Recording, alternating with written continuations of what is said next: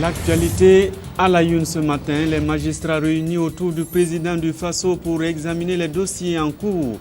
Le Conseil supérieur de la magistrature s'est ouvert ce matin à Ouagadougou. Affectation, nomination des magistrats et bien sûr l'indépendance de la justice sont à l'ordre du jour à suivre dans ce journal. L'Égypte n'en finit pas avec les violences. Pro et anti-Morsi s'accusent par presse interposée. Pendant ce temps, le pape François sort pour la première fois du Vatican à destination de Lampedusa. Les images tout à l'heure. Bonjour et bienvenue au 13h15 de la télévision du Burkina.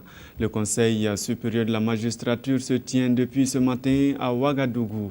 Avec le président du Faso, le Conseil examine des dossiers d'affectation, de nomination et d'intégration de nouveaux magistrats. Mais le sujet brûlant reste le débat lancé ces derniers jours par les syndicats sur la remise en cause de l'indépendance de la justice. Jacques Lamissa Tarpaga. Cette session du Conseil supérieur de la magistrature se tient à un moment où de nombreuses questions sont posées sur certains principes qui guident la profession. C'est le cas notamment de l'indépendance de la justice. Le monde judiciaire en général et la magistrature en particulier subit des critiques de plus en plus élevées et plus ou moins fondées. La question de l'indépendance de la magistrature a été posée. Grâce au sens élevé du devoir de nos responsables syndicaux, j'ai eu l'opportunité de leur réaffirmer le profond attachement du gouvernement et de ma modeste personne à ce principe qui constitue le fondement même de la magistrature. Sous la présidence du chef de l'État, président du Conseil supérieur de la magistrature, des projets d'affectation, de nomination et d'intégration de magistrats seront examinés. Les membres du Conseil donneront également leurs avis sur d'autres sujets qui leur seront soumis. L'objectif étant de faire en sorte que la justice soit débarrassée de tous ces maux au profit du droit. Un pouvoir judiciaire indépendant et impartial, un barreau indépendant et un parquet objectif et impartial, capable d'exercer ses fonctions en conséquence, ainsi que l'intégrité du système judiciaire, sont les préalables indispensables à la protection des droits de l'homme et à l'application des règles de droit et à la garantie des procès équitables et de l'absence de discrimination dans l'administration de la justice. Le monde judiciaire, avec à sa tête le président du Faso, va se prononcer aussi sur la relecture du statut des magistrats ainsi que les textes régissant le Conseil supérieur de la magistrature. Tengande Milima arrive au Conseil régional du Centre-Nord plein d'ambition. Le nouveau président installé ce week-end veut la cohésion et la dignité dans sa région. Avec les 56 membres du Conseil, il veut renforcer les acquis. À l'occasion, le nouveau Conseil régional a été inauguré. Pélagie Sawadogo. Voici le nouveau président du Conseil régional du Centre-Nord.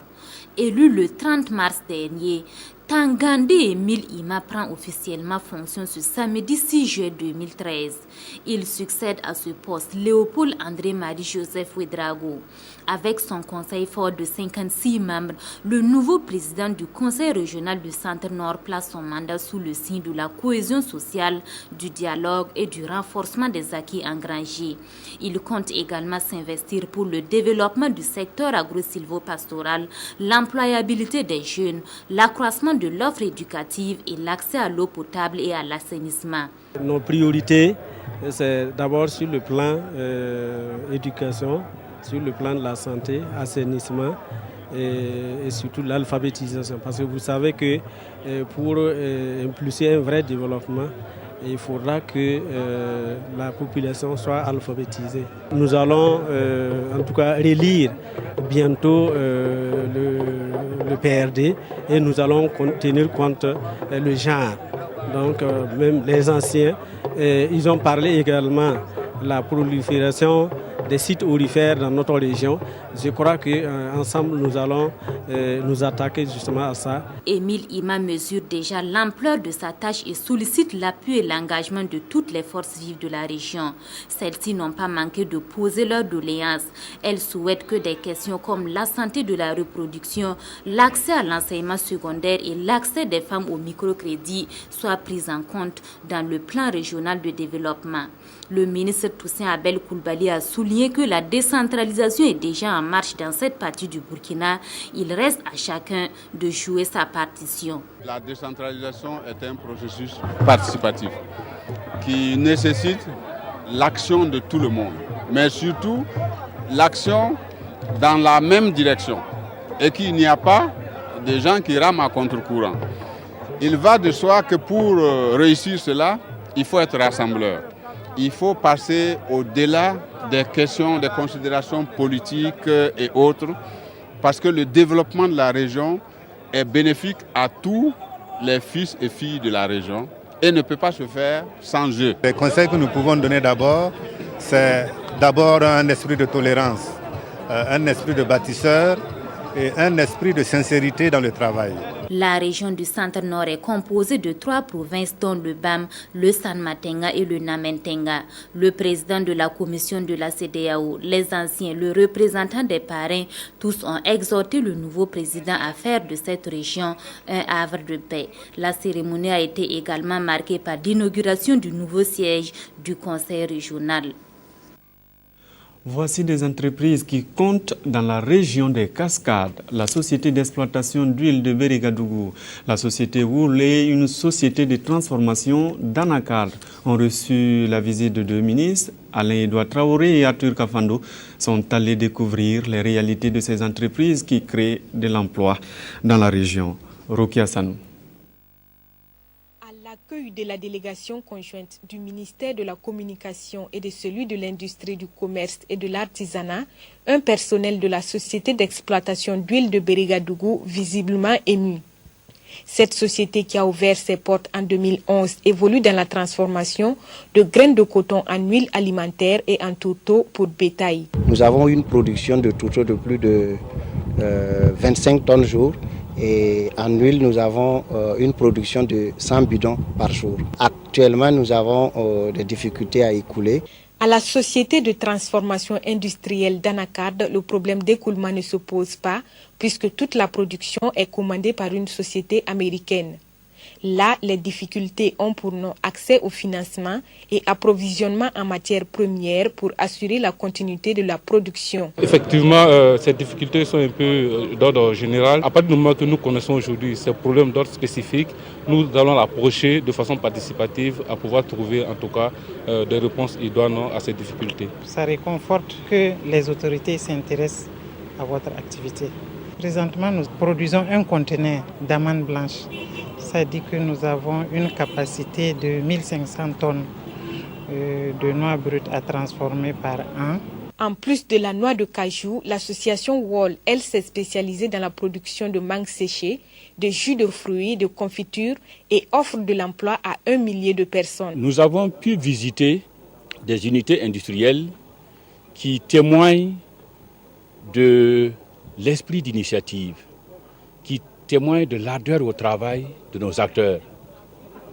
Ce que j'ai vu m'a vraiment beaucoup édifié. Le passage des autorités dans chacune de ces unités industrielles a été immortalisé par des mots d'encouragement et de félicitations consignés dans leur livre d'or pour la postérité.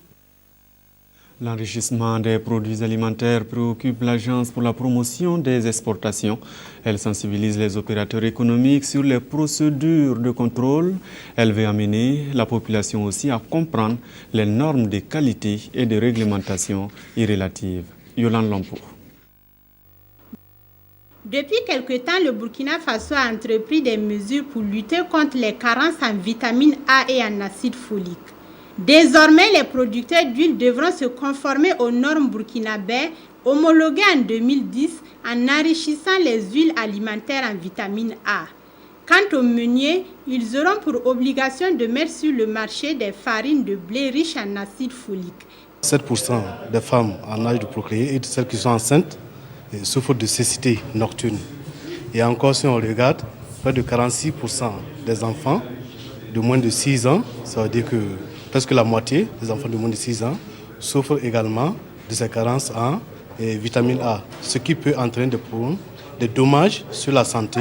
Et on sait qu'un enfant qui est malnutri, un enfant qui est carencé, va entraîner un adulte qui est carencé également. Et on sait que l'économie du pays va prendre un coup sérieux. La présente rencontre vise à informer et à sensibiliser les opérateurs économiques et la population sur le rôle des organisations de défense des consommateurs dans la mise en application des normes nationales notamment celles portant sur les huiles et la farine enrichie.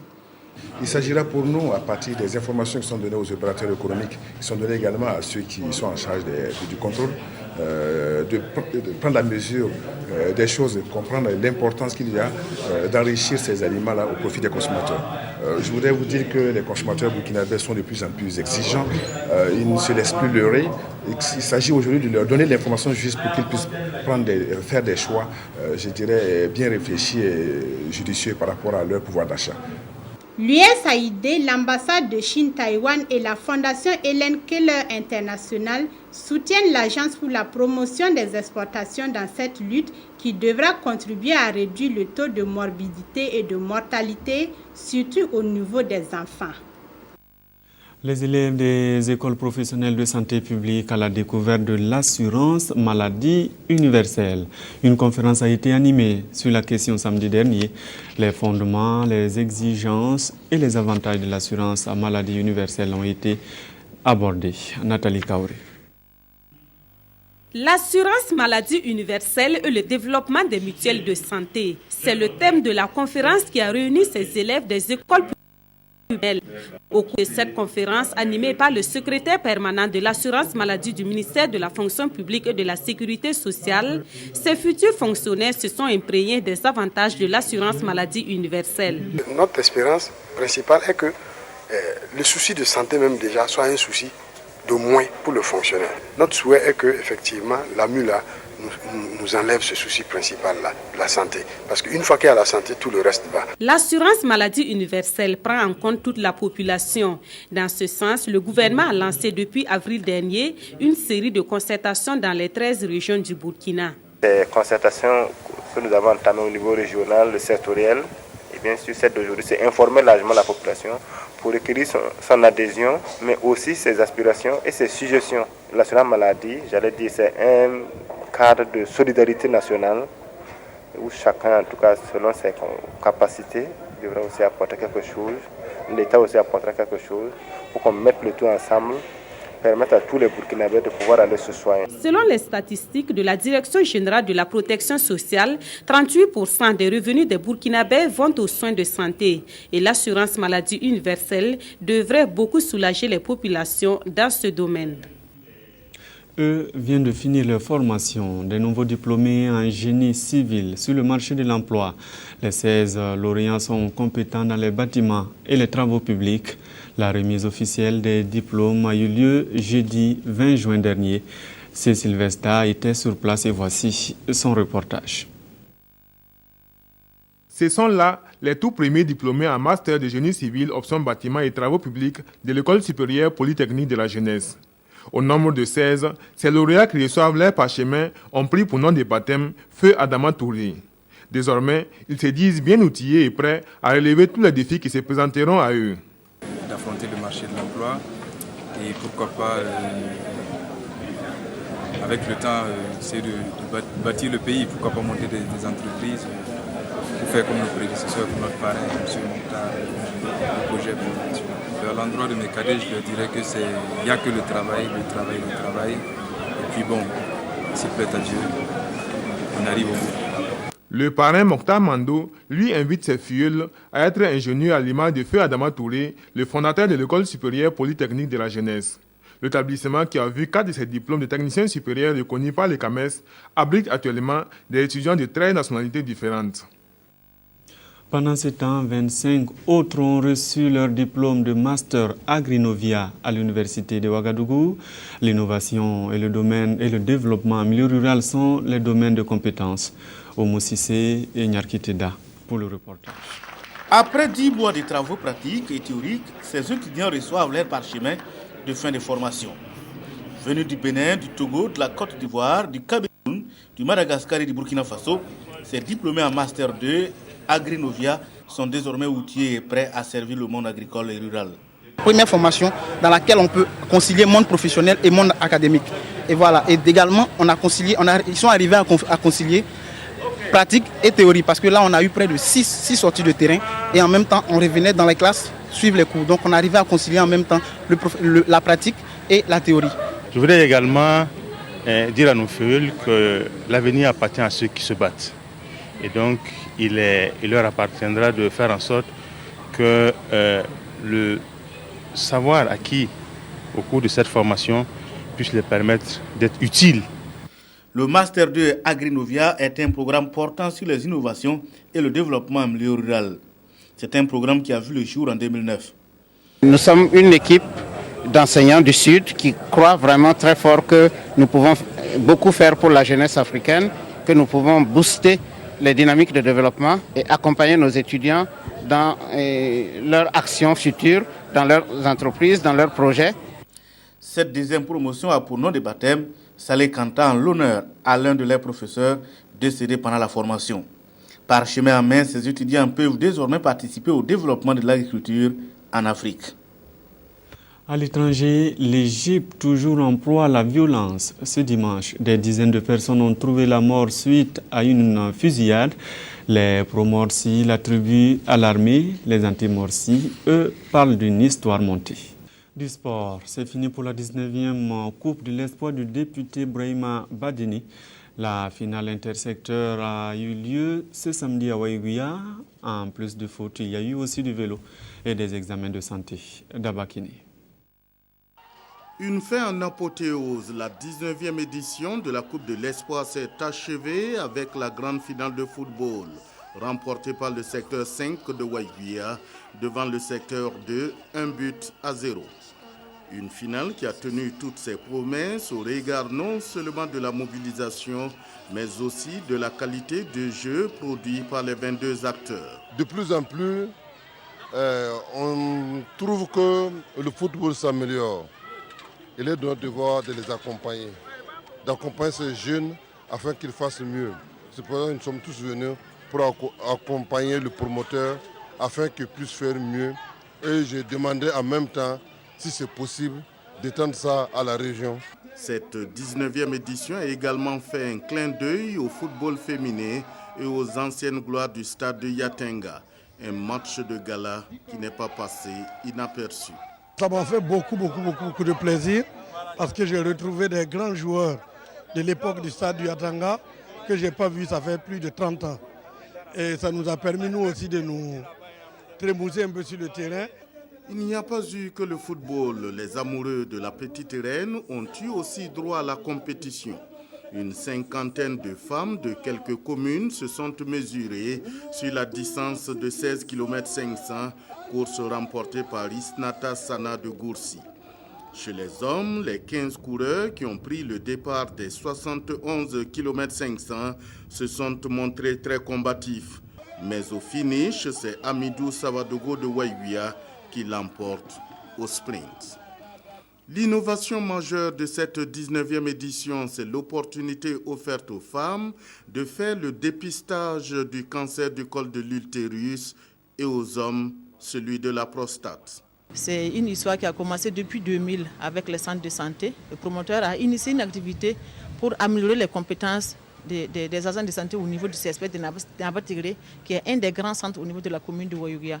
Et cet appui a concerné au renforcement des compétences des agents de santé et aussi à l'apport des moyens techniques, du matériel technique pour assainir un peu le lieu de travail. Dans l'ensemble, on peut se satisfaire du déroulement de cette 19e Coupe de l'Espoir. Nous sommes très comblés parce que non seulement, comme vous l'avez dit, nous avons la mobilisation, mais nous avons vu un très beau jeu. Commencer donc par le dépistage du cancer du col de l'utérus.